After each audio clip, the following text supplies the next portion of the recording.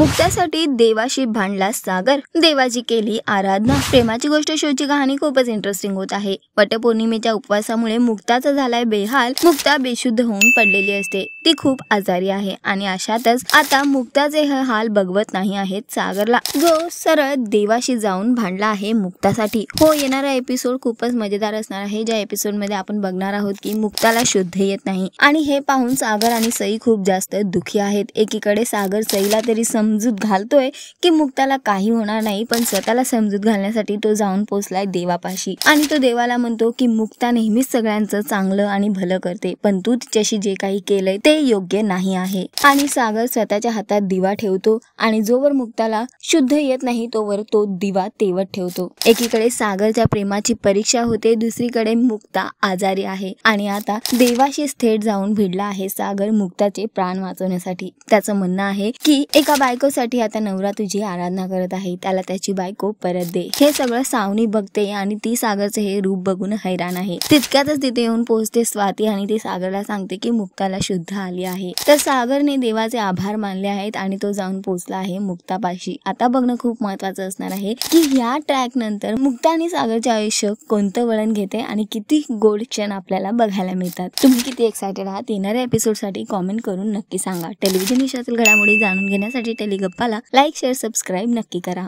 नमस्कार।